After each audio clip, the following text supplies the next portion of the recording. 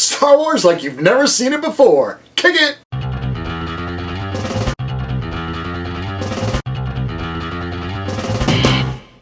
Hey, thanks for clicking on this video. I know you got lots of things to choose from on the interweb. And thank you to all the new subscribers here at the Brian's Funhouse. We're going to do a Star Wars themed video.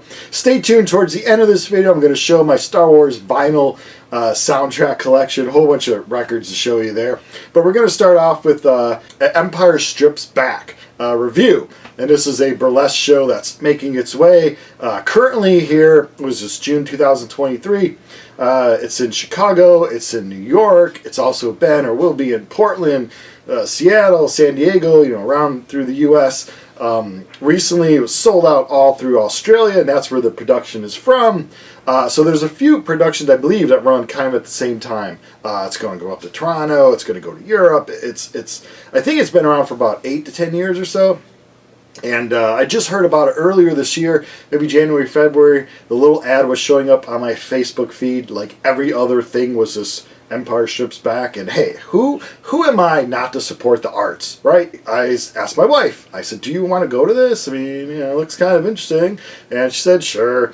And so then I bought tickets and we went. So I will say I didn't try to look into it too much because I don't like to watch any trailers or anything like that. And anything you see me showing of it is the official press photos and trailers, stuff like that. Because you're not allowed to film inside, which makes sense. I don't think I've ever officially seen a burlesque show. So the only thing I saw previous, like the week before, I saw this YouTube video review for it. And this woman didn't like it very much because she thought it didn't show all forms of women in the burlesque show. She said, thing about burlesque is you get tall and short and skinny and, large and all that stuff. And that was her only gripe about it. I thought everyone looked great the way they were, so I was happy to support it the way it was. Also, a few days before, WGN, which is a big news station here in Chicago, they ran a little thing, and I filmed that off the TV, and I was really getting exciting. Day of, the wife and I were both off of work, which is nice when we're off together.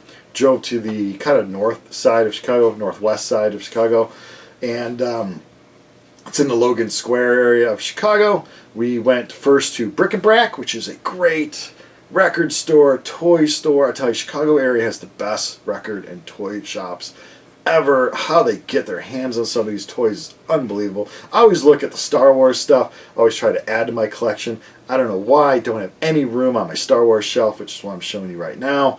But I love Empire Strikes Back. Who doesn't? Usually your average Star Wars fan, especially those older dudes, our favorite movie is always Empire Strikes Back. So this caught my eye first, and it's the manual for the snow speeder for Empire Strikes Back. Of course, Empire Strikes Back came out in 1980, and Empire Strikes Back toy line came out in 80. And then I looked below it, and it was actually the actual snow speeder. And I was like, oh, I don't have room for any vehicles or anything on my shelf, but I love a nice snow speeder. So I've forgotten this vehicle even exists, to be honest. And it has the little harpoon, I guess, which sometimes people don't have. I believe it has the stickers. It was listed at the shelf as being 100% complete, so I bought it.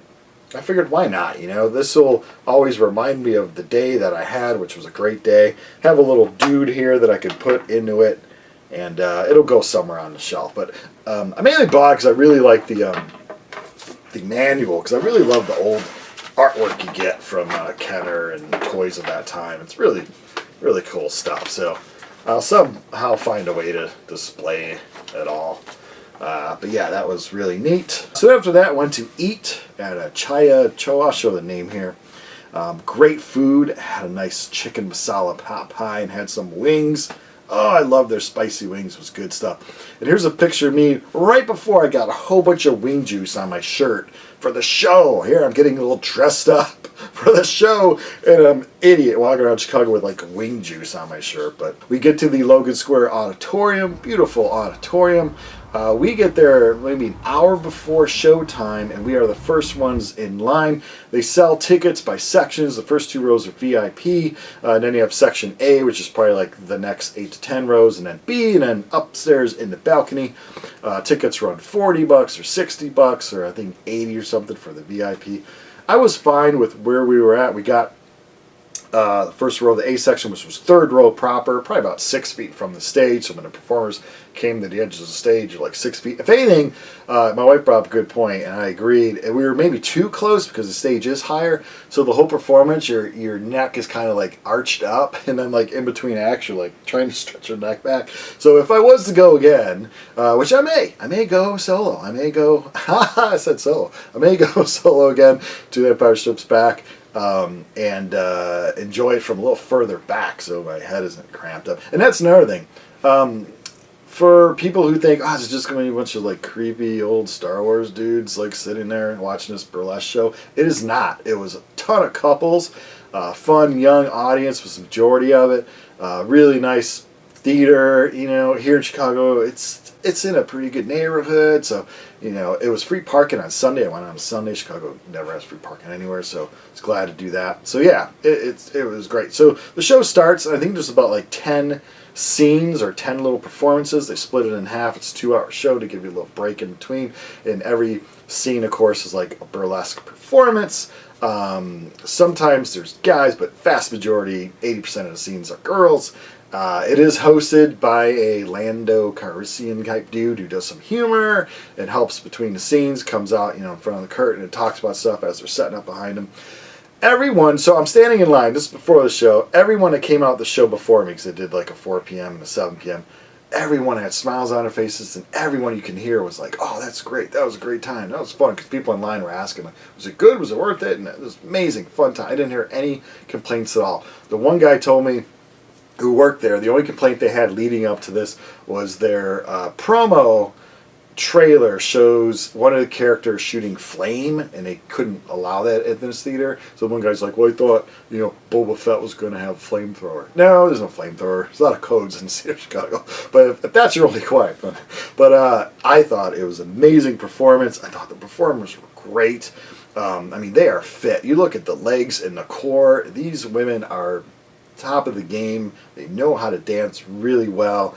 Yes, it's burlesque, so it's not a strip show. So you're not going to see nudity, but, you know, for pervs like me, you're going to see plenty of cheekies, plenty of side boob, and it's Star Wars. So it's kind of like you're feeling conflicted, like, this is really weird. This is my childhood, but in a whole new way. And the performer's excellent. Every performer was great. I tell you, the Princess Leia, it was her last performance in this group, and it's just going to go on. She was Princess Leia and the Luke who washed the land speeder. You know, there's beautiful and there's hot. Those two were like a different level of just very pretty. I couldn't believe it. You know, it was unbelievable, beautiful women. It's great production. You're going to, like the Jabba the Hutt they bring out, looks great. There's a tauntaun they have. That was one of my favorite performances too. Looks great. All the outfits are really good. So it's not hokey cheesy. It's really good production. So if you like anything burlesque, anything Star Wars, can't say enough. If you don't live in a town that's going to, it's unfortunate. I would say it's worth a weekend. You know, travel to New York, Chicago, or somewhere, get a little hotel, see other things in these large cities. For those of you that don't live in or near a large city, you know, it's always fun to explore them. And I tell you, yeah, Empire Strips Back, an amazing, amazing performance. Everyone had smiles on their faces. My wife, who's the last thing in the world she'd probably want to do is head to a burlesque show. She had a great time, so that should tell you there. It's a great performance. I bought the little poster. They sell little posters, only like $10. Bought a T-shirt for like $20, I think. They had like 3 or 4 kinds of T-shirts. Like I said, you can't photograph or video inside there, but you're still going to leave with lots of memories up here. Lots of memories up here. And other places. Hey, all right, let's get on to vinyl. So Star Wars, of course, one of the best film franchise ever. Probably after Jaws and maybe 2001: Space Odyssey, the best score soundtrack ever. You know, every movie comes out with a different soundtrack. How many times can you want to hear the soundtrack or, you know, theme song for Star Wars? I don't know, lots. When I was a kid, this was it. This was 45, the Cantina Band, and the main title version of Star Wars, 45 there. Probably the first bit of Star Wars vinyl I ever had. These books were really nice, the reading books. Got Star Wars there, got Empire Strikes Back, and Return of the Jedi. I believe there's some Ewok ones that I don't have, but I do have Droid World 4H5 reading thing. And like I said, the theme was everywhere. My favorite version of the theme is the disco version. Yeah, baby. Nothing says 1970s. This came out in 1977. Yeah, this came out the year that the movie came out. And yeah. Galactic Funk, man. It's good stuff by Mecco. Story of Star Wars on picture disc. I have Story of Star Wars on regular vinyl. Have it signed by Anthony Daniels, who played C-3PO. I'll show that right now. This is the soundtrack. You know, the cover art, very basic, but flip it over, you got a good thing of Darth Vader there. Spoiler alert, Anakin becomes him. Spoiler alert. This came out a few years ago on Record Store Day. Star Wars New Hope, this is 10-inch.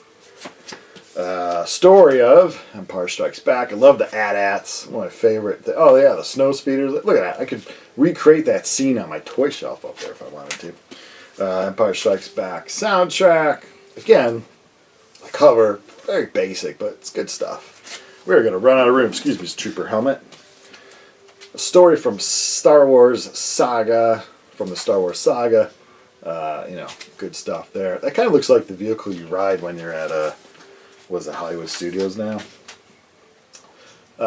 Music from Empire Strikes Back. It's like another, it's not the official soundtrack, but music from. That's kind of a cool cover. Return of the Jedi. Vinyl there. Return of the Jedi. I believe this is the picture disc, right? Yeah, picture disc. Return of the Jedi. Luke. They've just re-released Return of the Jedi to movie theaters, you know, and I always thought, well, it's my least favorite of the original trilogy, but it was good stuff. Ewok Celebration. I don't think I've ever played this, but you have to own it, right? Some things you just buy. And then, of course, years later, they make Star Wars Episode 1. This soundtrack. A lot of people bought it on CD when it came out. It just recently-ish, 2013, came out on vinyl. I believe I just saw it on Amazon, and I was like, oh, they have a vinyl version of it, and just happened to get it. Now, these called? The prequels, I guess. These on vinyl have gone up a lot in price. So yeah, Episode 2, Attack of the Clones. This one is the Jango Fett version. I believe this, out of all my Star Wars vinyl soundtrack items, this is probably worth the most. I opened it up just so you can see like the nice Jango Fett. I don't think I've ever played it because I'm like, what soundtrack Attack of the Clones do I need to hear? You know, that's going to be so these are pretty much collected, not really to listen to, just because I'm a Star Wars nerd and I love vinyl. Revenge of the Sith. Also, nice vinyl. I don't know if this is color. Yeah, General Grievous version. This I'm leaving sealed. I don't know why. I mean, I don't, like I said, like you hear the one theme, you need to hear it all. But yeah, I'm just leaving that one sealed. What do we have here? Rogue One. I really like Rogue One. I really like that artwork down there too. Rogue One vinyl. And it's Star Wars. Mandalorian. Picture disc. Another Force Awakens picture disc. Got Rey there. But it's a shame that Star Wars Hotel flopped in Disney. I thought it was going to flop because it was way too much money. I really wanted to go to that, but oh well. Let me know in the comments below if you did and if you liked it. Force Awakens picture disc again. I have another picture disc behind it. It's some kind of like electronic version of Star Wars stuff. I have a few pictures in here actually. But oh, Rogue One picture disc with Stormtroopers. Yep, there you go. So yeah, I did want to go to that hotel, but I've gone to Disney World, Hollywood Studios, and rode the ride of the Resistance or whatever. That's amazing. That's fun stuff, man. Any Star Wars fan hasn't done that. You got to do that stuff. Force Awakens. These soundtrack again kind of plain. They didn't put too much into them, looks wise, but because I'm trying to be kind of a complete this kind of a thing, you have to buy them. The Last Jedi. John Williams still doing the music. What else do we have here? Rise of the Skywalker, limited edition on blue vinyl, sold by Target.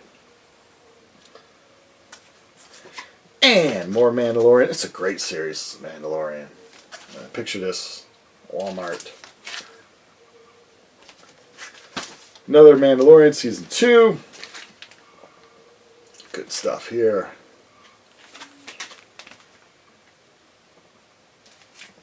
And the last thing I bought from Star Wars Universe was the Book of Boba Fett. Another great series. That's a good series.